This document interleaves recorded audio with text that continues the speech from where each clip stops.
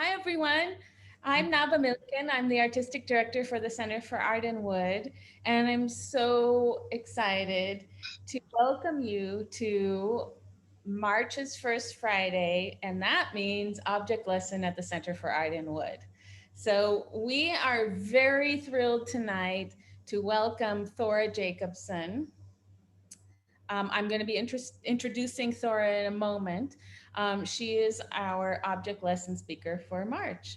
Object lesson, for those of you who are uninitiated to the program, is a monthly salon series where we welcome people from the wider community to talk about works from the center's permanent collection and to offer their perspectives on these works. We often literally open up the cases for people to dive in and to talk about the works from their own impressions of them or the ways that they react to these works and to share them with us. And then we get to talk to them about what they're going to share with us. So tonight, Thora Jacobson is here with us.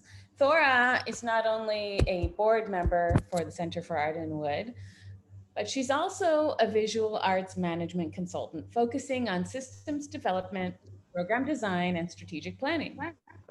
She's an independent curator. Most recently, she organized an exhibition of materials-based artists who taught in Philadelphia art schools and have influenced generations and generations of students who form the base of the emerging arts community in Philadelphia. In September 2020, she juried Craft, which was an exhibition, that's Craft exclamation point, which was the Da Vinci Art Alliance's first contemporary all craft exhibition in 90 years of its history. This was an incredibly influential and high profile exhibition that was courageously hosted during the pandemic and brought to its audiences into full focus many of the artists who are challenging perceptions of what craft is in the city. For 3 years prior to Thora's tenure at the Art Alliance, she worked as Mural Arts Philadelphia, where she served as director of design review and managed the development and publication of Mural Arts' 30-year anniversary that examined the development and expansion of the organization. From the end of 2008 to June 2010, Thora was the chief operating officer at Mural Arts. And previous to that, from 1972 to 2006, she was on staff at Philadelphia's Samuel S. Fleischer Art Memorial, serving as its chief executive officer for 23 of those years. And many of us know how influential Fleischer is to the city and how impactful it is on the arts community in the city. In 2006, Thora was honored by the Tri-State Artist Equity for her service to the arts community and also by Moore College of Art Design with the Visionary Women Award, which she shared with art historian Linda Nochlin, who was an incredible influence on me as a developing art historian, as well as the late photographer Mary Ellen Mark. It is my deepest pleasure today to welcome Thora Jacobson as our object lesson speaker for March 2021. Thanks, Thora. Take it away. Thank you, Nava. And I'm delighted to be here. As you can tell, I've had sort of a grand tour of Philadelphia. And so I think the Center for Art and Wood is the end of the grand tour for me. I'm really pleased to do this. I love the goofy collection of the center, and I mean that lovingly. When Nava suggested that I do this, I thought, well, you know, one of the things that I don't see a lot of, and I love it not so much for the objects that come out of it, but its role in socializing. I come on my father's side of the family. I come from many Norwegian bachelor farmers, and they spent many, my great grandfather, my grandfather, my dad, and his brothers and cousins spent a lot of winter evenings in the dark and the cold, shave carving, making those little Tomta gnome things. And so I was going to do that. I will show you. Let me see if I know how to do this. There we go. This is someone who actually teaches at the Joseph Campbell Folk School in, I don't know whether it's in Tennessee or North Carolina. Do you? But he is quite a wonderful character, and I thought it would be fun just to sort of show you what his space looks like.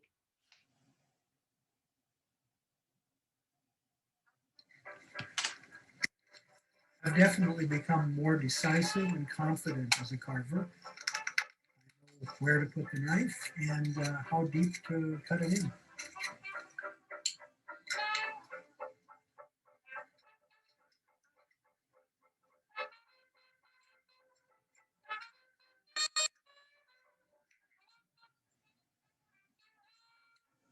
I can't say anything better than that. Yeah, I have a real appreciation for simplicity in other aspects of my life too. I think in food and in vehicles and in housing. While I use the internet to some extent, I'm not I'm not incredibly high tech in that aspect either.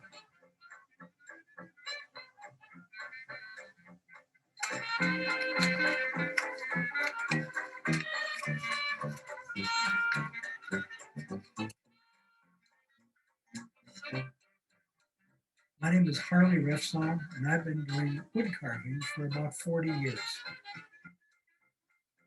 So this became preface to what I'm doing now, because I was thinking of cold and dark and winter, and the seasons were sort of moving on, and I realized that that it might be interesting to try and do something that was also about the change of the seasons and the life coming back to the earth, and that is part of one of those figures is La Befana, who is the Italian witch who brings children presents on Epiphany.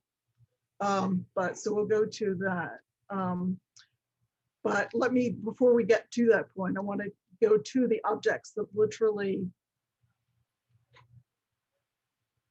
that are in the collection.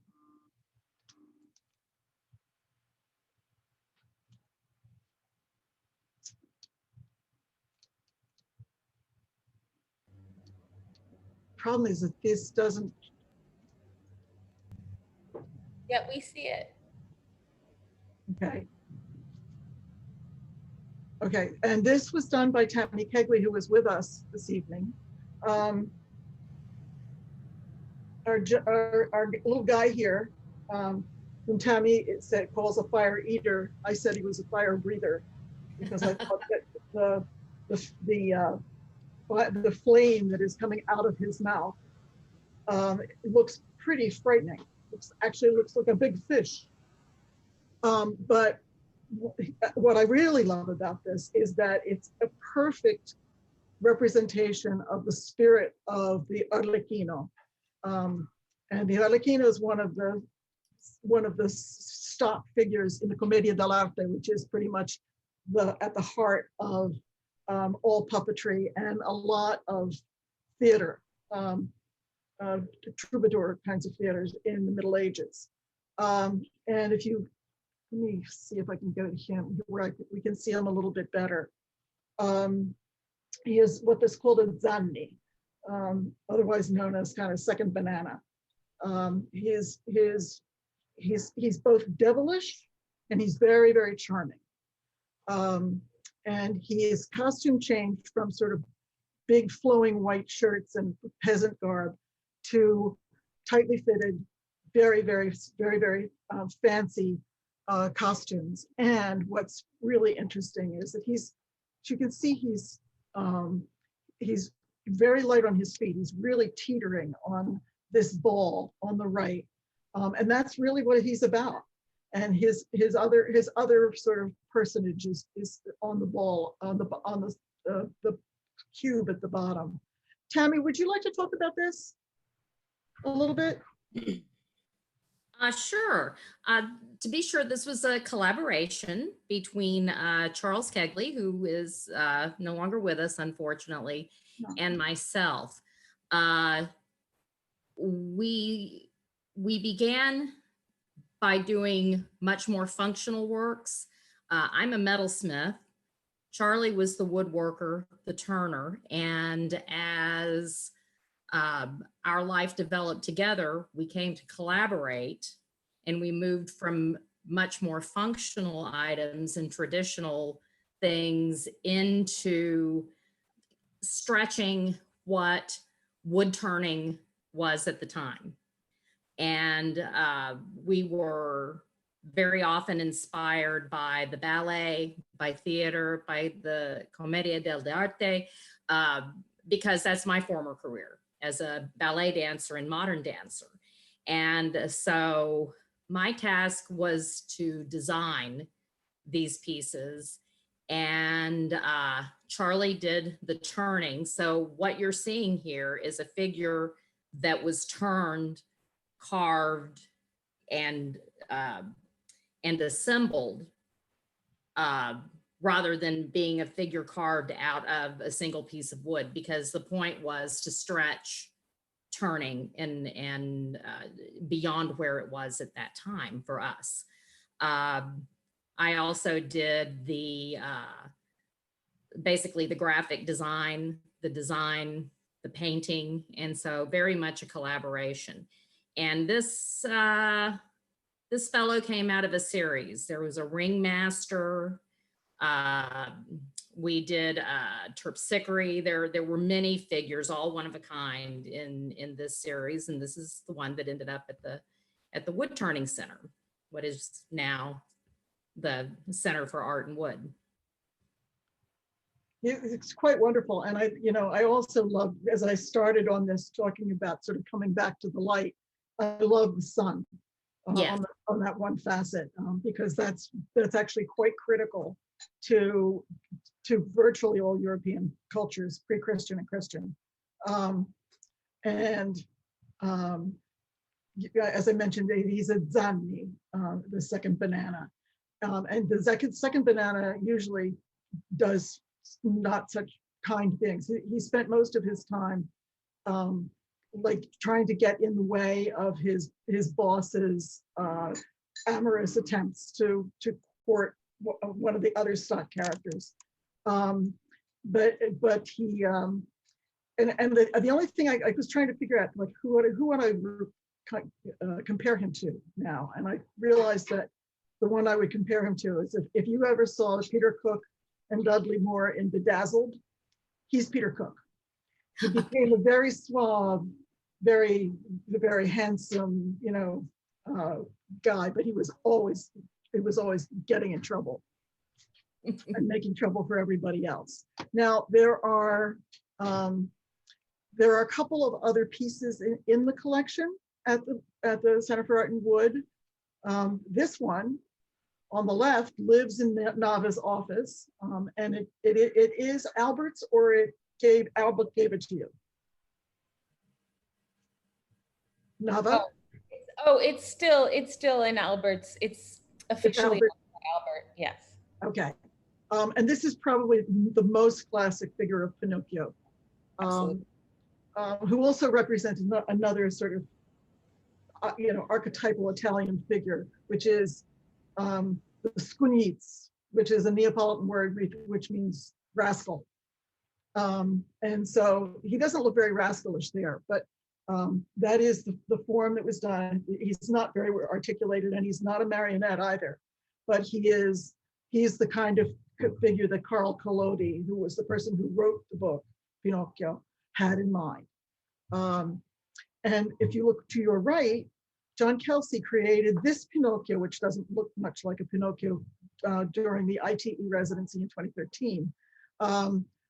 I really love this character, and what I didn't know until I read his application for the residency is that actually loved furniture, and this was ultimately going to be a table, but it has sort of the energy of a rascalish boy, sort of with his elbows down and his I guess his long nose poking up.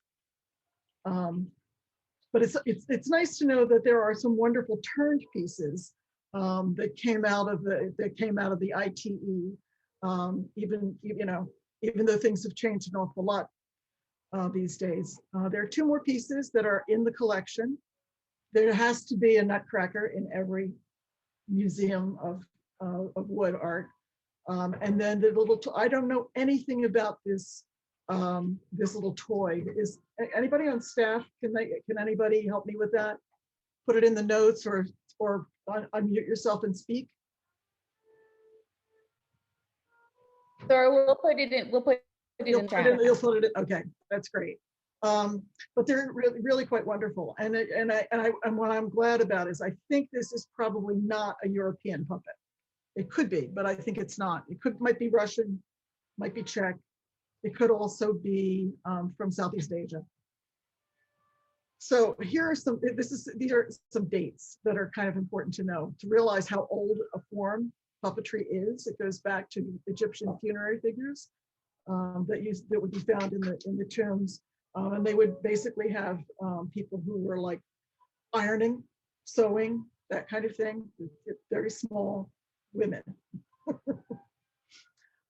and it looks, as best I can tell in reading these things, is that puppetry really began in Greece with Archimedes, who did an awful lot of work with articulated arms and legs and little rods that could get triggered by a little lever.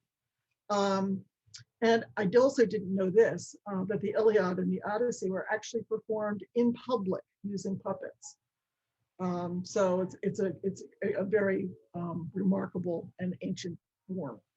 The next time it appears dramatically is around the beginning of the 13th century, in the reign of the Holy Roman Emperor Frederick II, and they were used primarily for religious teaching, and you'll find often you will see in marionette collections knights, and those knights are from the Crusades.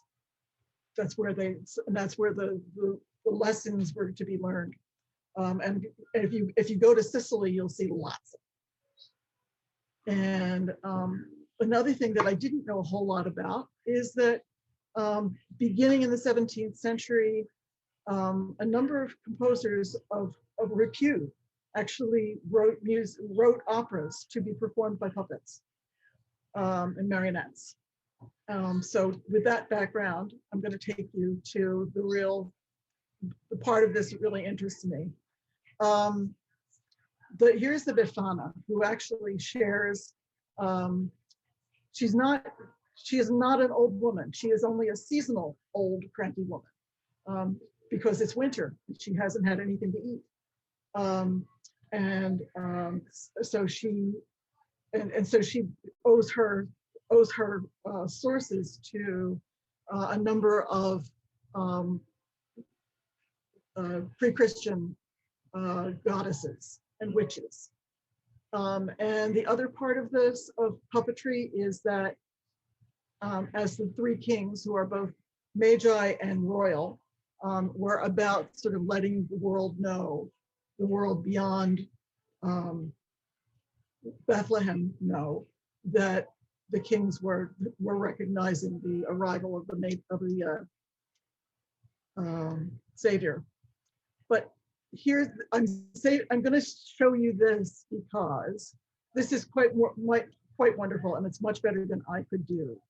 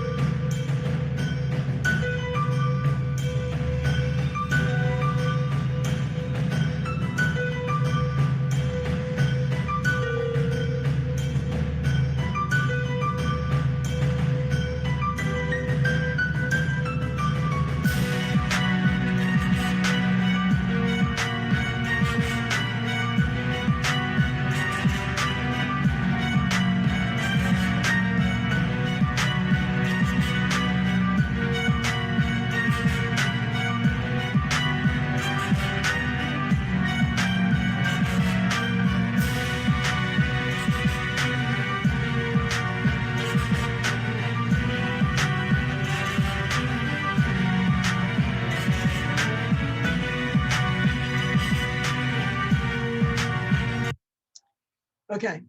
I hope you sort of captured the spirit of that.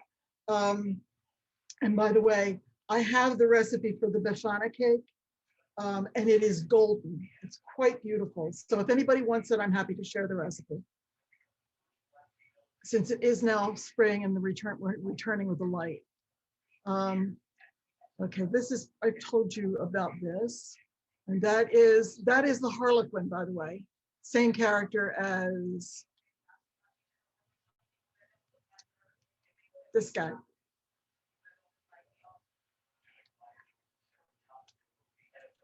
And this is not all of them by any stretch of the imagination, but it is a number of the stock characters. You know, if you were part of a company who performed like this, you had to be able to play several roles and several costumes. And my favorite one is Pantalone. He does mean pantaloons. He always wears the same kind of red costume, has quite a hooked nose, and a kind of a strange beanie hat, and a cape. And he's a businessman and he's a creep. And as I was reading something today, it occurred to me who he is. He's Mr. Burns from The Simpsons, right?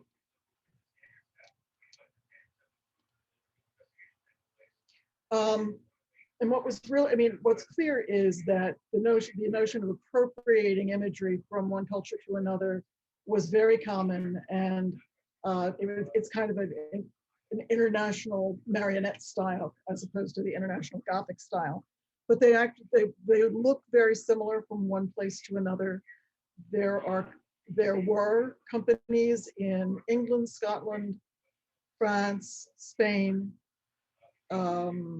Germany, Czechoslovakia probably has the most, at this point, the most consistent, enduring tradition of puppet companies. They're just amazing. And sort of the next evolution of puppets are automaton. And this is I don't know whether any of you have seen this. This was actually, it's in the Smithsonian Museum, Museum of American History. It's not American, so I don't know why it's there, but it was part of a special exhibition at the Met about 5 years ago. And it is a friar, he's about yay tall, and he is an automaton, and you have to see this.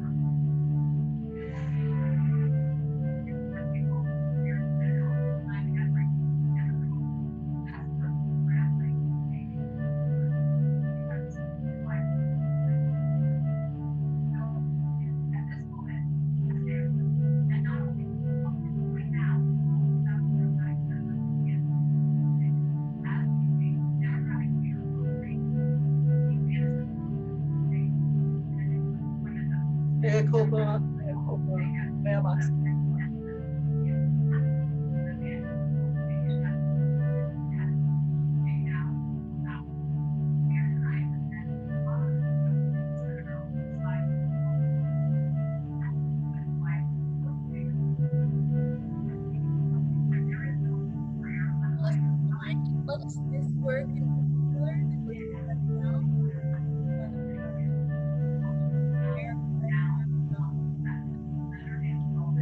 Nava? Yeah. What were you saying? This character is a representation of the friar.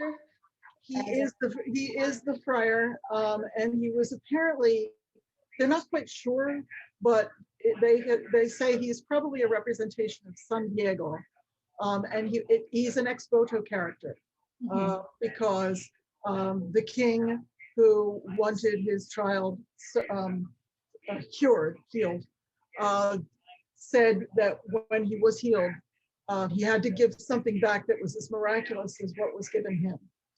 And so he commissioned it from a local craftsperson, which I think when you think about this being made, all elements of it, both the mechanical construction and the figures, that's basically, it's made of wood, but it's also covered with leather and paint, with that amazing face. You have a question? Oh, okay. But automaton, and this is kind of what interests me right now, is sort of the relationship between maker, performer, and an audience, and it sort of has led me down a winding path. This is a little bit more of a description of this guy, which you're welcome to look at since this is going to be available. And this one is an automaton that actually lives in Philadelphia. It's at the Franklin Institute. And it was made about 1800, and it has the biggest memory of any automaton made at that time. I've forgotten how many drawings, but these are two of the several drawings. That's a third drawing, and there are several poems that it can write. It's really quite remarkable. When you say memory, Thora, just for clarification, do you mean like pool of documentation, or? Well, it basically is. It's kind of like, if you think about a player piano. Mm-hmm. It is set up so that it can do, it can write any of these things or do the drawing, just sitting there. So it's responsive. Yeah, see him, and you can see how incredibly delicate his structure is. Wow. You have to go see that. Yes. And so that sort of led me to thinking about, to go from this kind of scale to much bigger puppets. And while this one is not a puppet, it looks like it could be. Oh, wow. This is Shubing, who made two of these great phoenixes. And this one was shown at MOCA in 2013. And the other one was shown at St. John the Divine in New York. And you can look at the scale of them. It's 100 feet long. And you kind of wish it looks as though it should be articulated, and it looks as though it should spread its wings, but it doesn't. On the other hand, those who, if you didn't see the Warhorse, this is worth seeing, because I think it's the most extraordinary.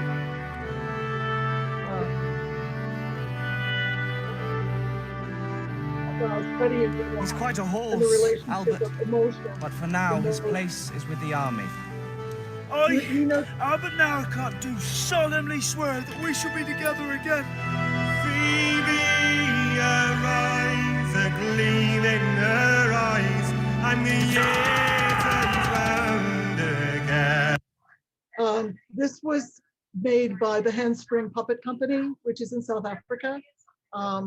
They've done a lot of things on their own. They also worked, Ubu and the Truth Commission was done in South Africa, and it was their collaborator on that was William Pentridge. And it's one of the most amazing things I've ever seen. Just look it up. You should spend some time with it. And to close this, going from monstrous large things to other monstrous large things, and again, return of spring. These two images are from the Carnevale in Viareggio. And who is their favorite subject? Trump. This was from the one on the left was done in 2017. And he's quite large. His hair goes way out, and there are people actually standing on that perch. And this was done in 2019 on the right, where he really does look like a very psychotic emperor. But I thought You know, I forget that those things are in fact puppets, and they are. They're just monstrous large puppet, and it's spring. So welcome. Just one comment. It's amazing to see the difference between 2017 and 2019. 2017 have this more sort of circus. He was a wild man. He was a cowboy in the left. And also the trickster archetype. And then jumping to 2019, we see very different. He's more like Pantalone. Yeah, that's amazing to see. So I would encourage you to go investigate these. This is going to be available, right? In the woodshed. Yes. So if you want to look things up, you're welcome to. Thank you. Yeah. Are there any questions? Many comments. Many questions. Thank you so much, Thora. I have been so intrigued by this journey through archetypes and theater and the portrayals of wow, so many kinds of theatrical figures translated from reality into popular culture. So I have many questions, but I think I will open it up first of all to the chat, and then in a couple of minutes, I'll invite everybody to unmute themselves, and we'll have a discussion. But I'm really transfixed by this question of the trickster, because it is such a universal figure in so many cultures, and I'm thinking particularly of the Northwest Coast and indigenous peoples, and where the trickster is inhabited by the person or the avatar of the raven, and the raven is the one who creates all the dynamism and the life and culture. And so I guess I would love to hear when we go back to the fire eater and that piece itself, how directly is there like a line, a short distance line that we can draw between this kind of yeah, he starts out as a Greek devil, and he's usually shown with a trident. They borrowed the trident from Poseidon, and the name Arlecchino actually means devil. And so he kind of, you know, sometimes he's, you know, charming and tricky, and sometimes he's just nasty. And that's when you see him with his goat legs.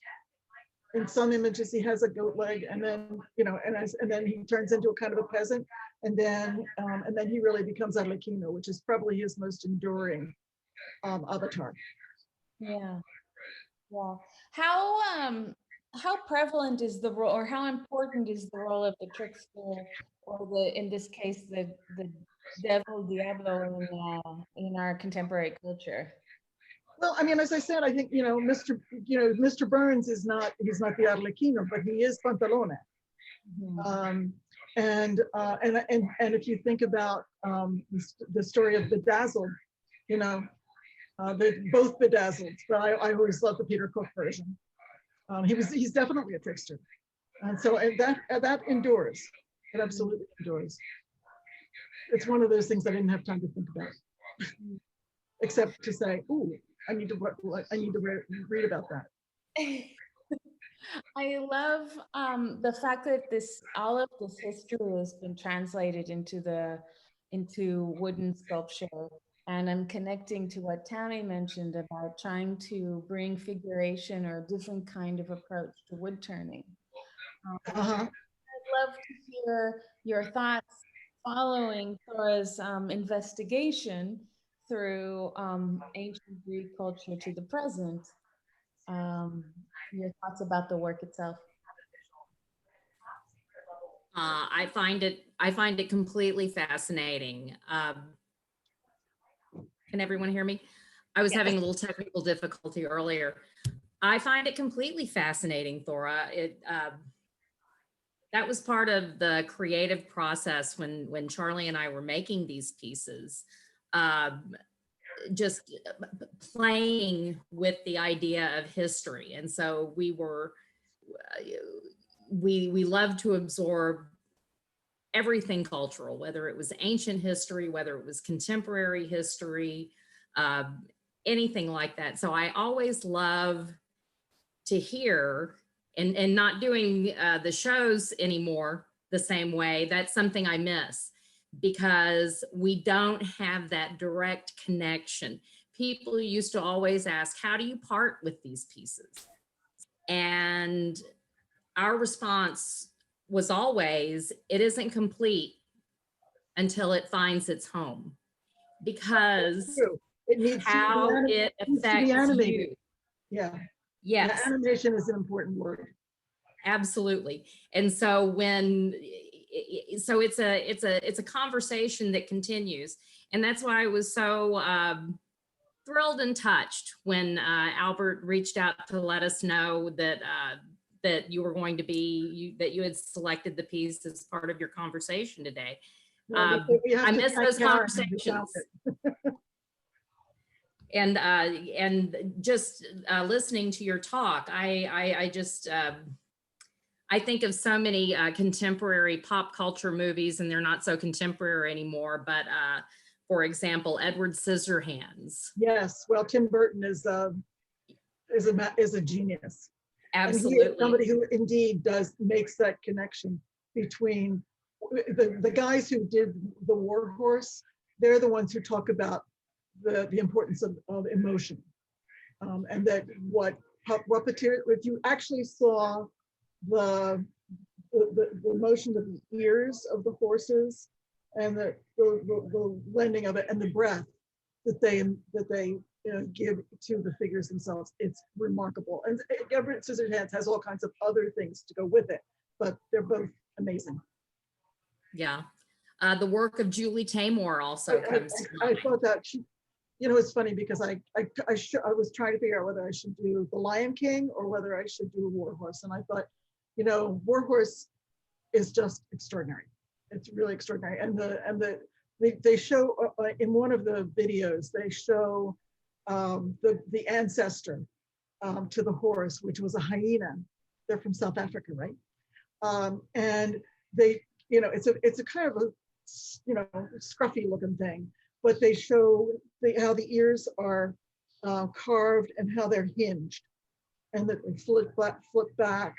And then their bodies they have kind of barrel staves in the middle that are loops rather, and they stretch, and you get the sense of the character of this hyena that laughs. It's just astonishing. So you remind me that I need to see Warhorse. Haven't seen it yet. Can I throw into here another question for everyone, which is, why is the character of the trickster, or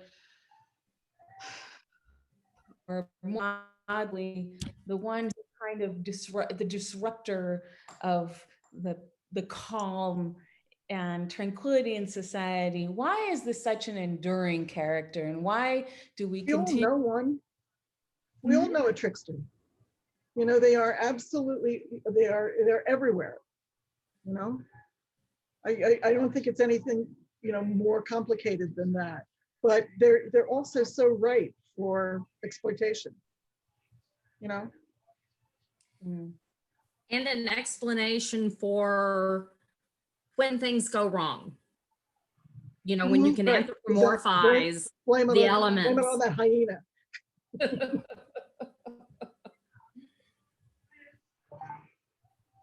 So Tommy, I'd love to hear more about your and Charles' kinds of, the choice behind your personification of this figure in the material of wood. Yeah. As it was a long time ago now. I don't recall it as being, it was a continuum of creativity. We would be talking, we would be having a conversation, and oh, well, what if we did X, Y, Z? And so it was our creative partnership and collaboration was very much a continuing conversation. And the partnership, the creative partnership, was unusual in that we traded work back and forth. I had many artists over the years say, oh my God, I could never do that. It was a matter of trust and a shared vision. So, you know, I would draw, he would turn, and so the piece came back and forth between the two of us multiple times in the creative process, in a very hands-on way. So it was just pure, almost performance art in that respect. I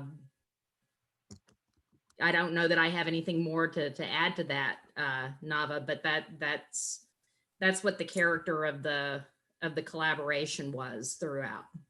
I love that. I mean, that describes so much of the process of collaboration in many cases, as well as this dance or a discussion that finds its way into an object.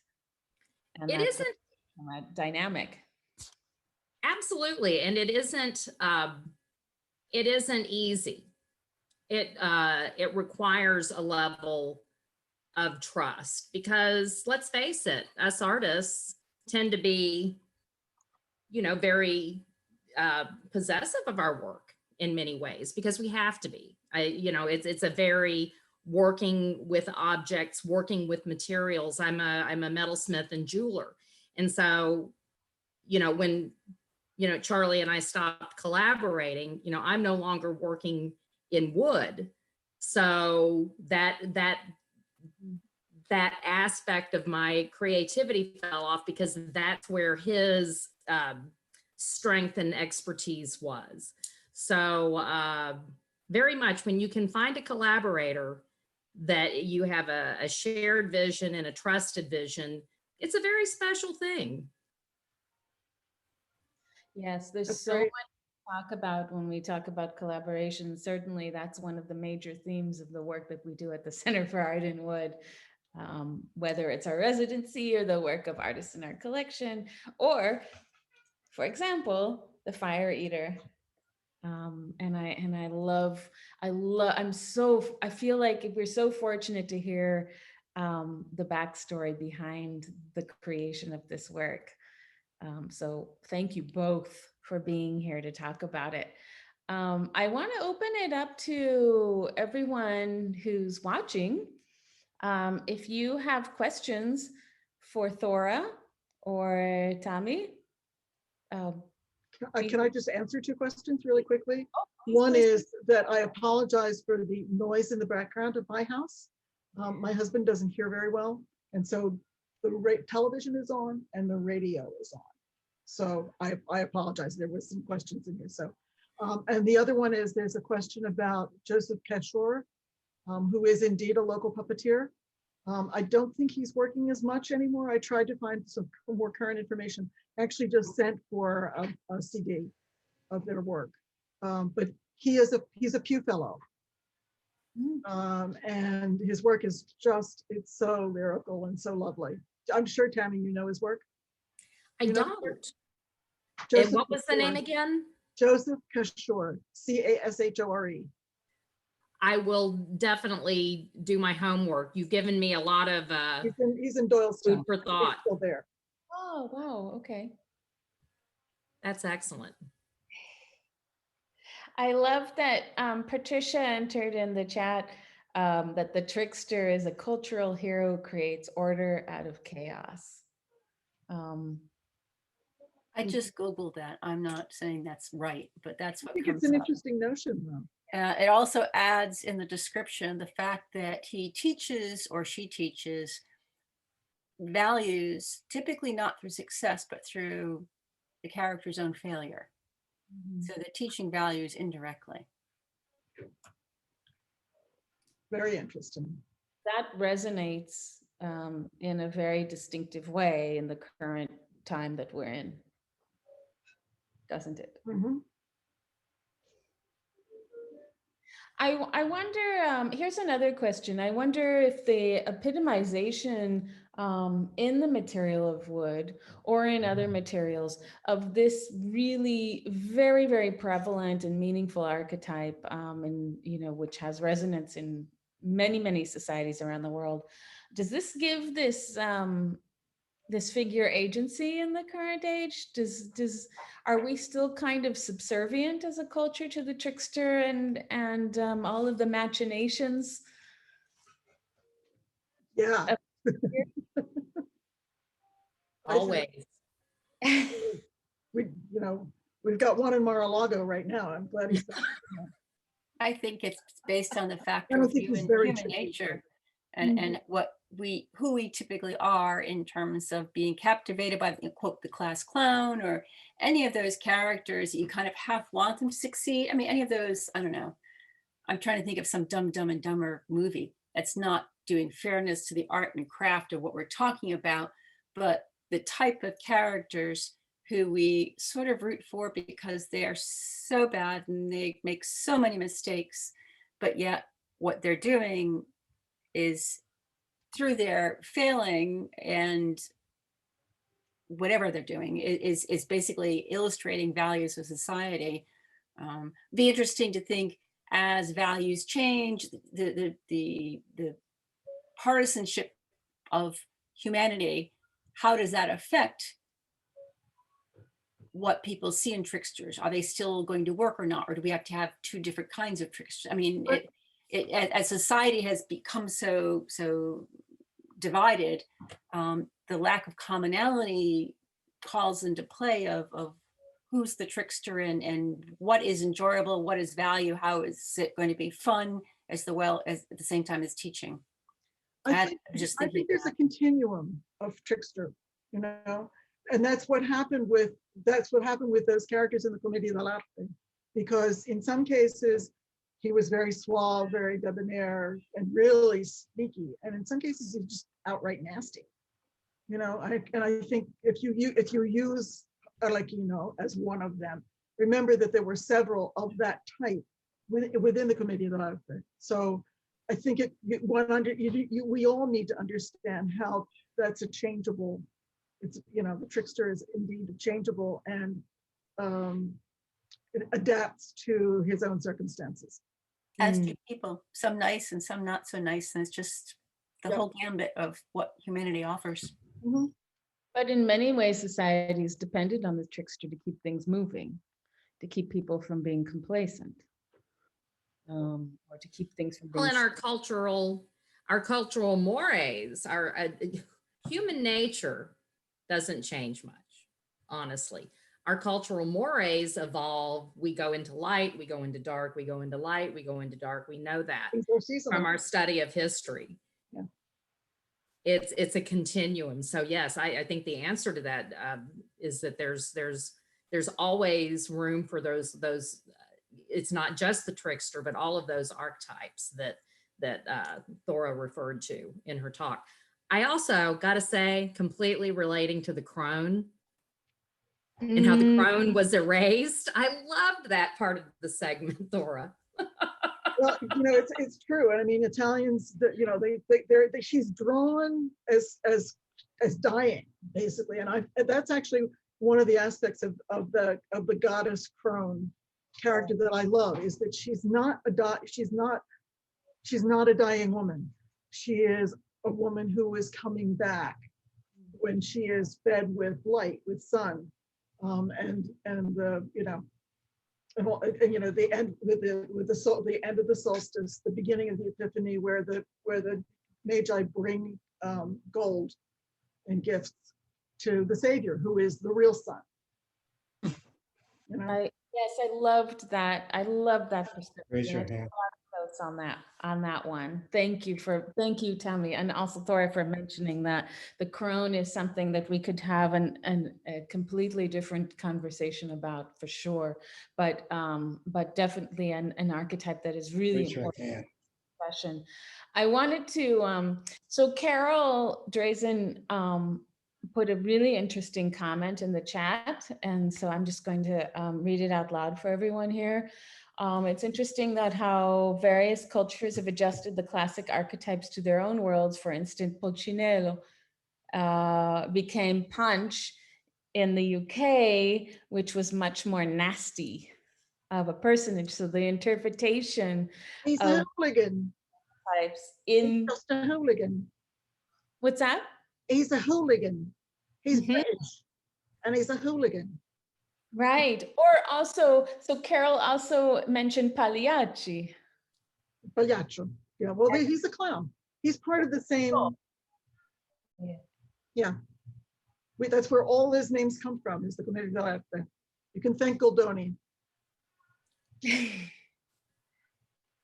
But Pagliacci, And Piero, yeah, Piero's a little more sullen. He's kind of quiet and sullen. yeah.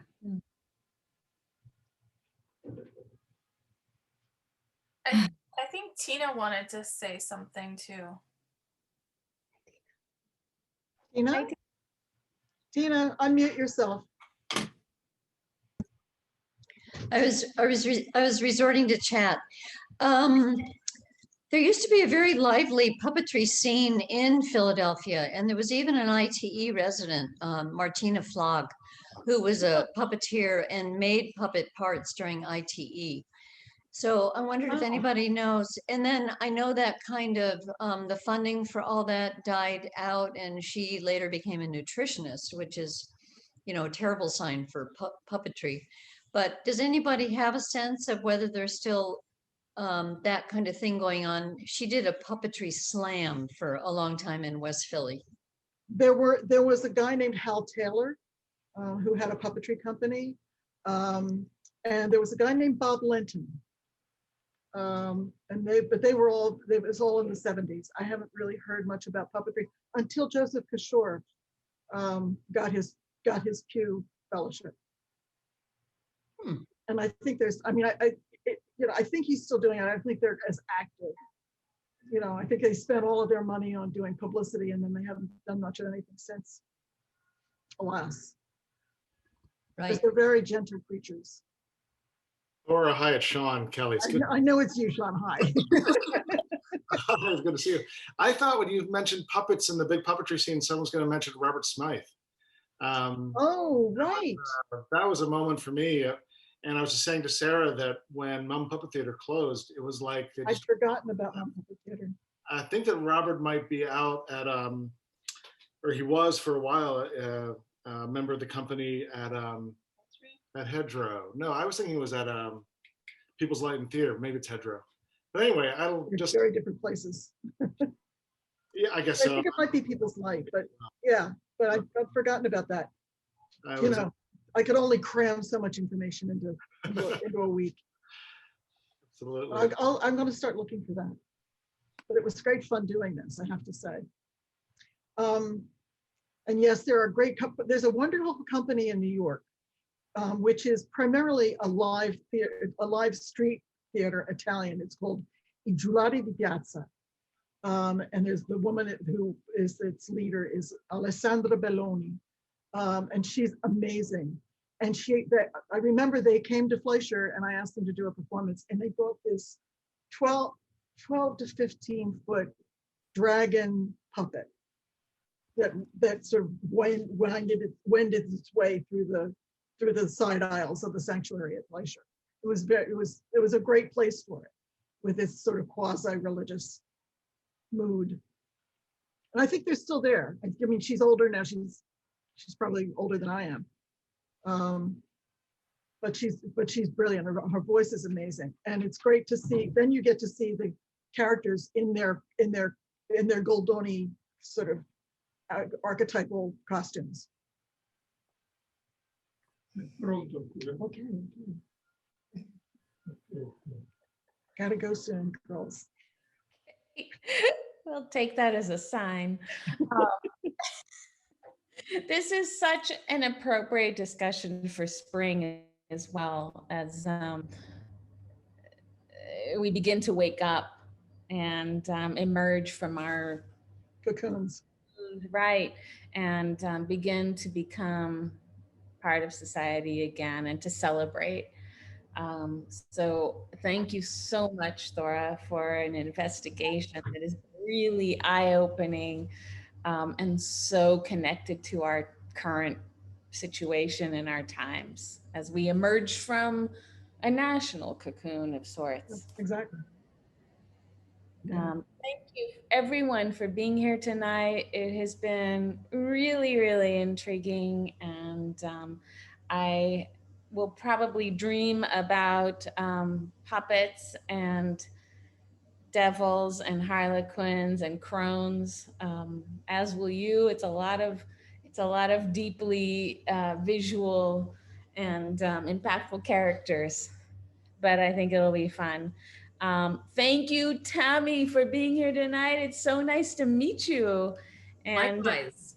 please keep in touch. I'm so glad that Albert made this introduction, and that Thora selected your work that allowed this introduction to be made. And I know I have a lot of questions for you outside of this. Well, let's talk sometime.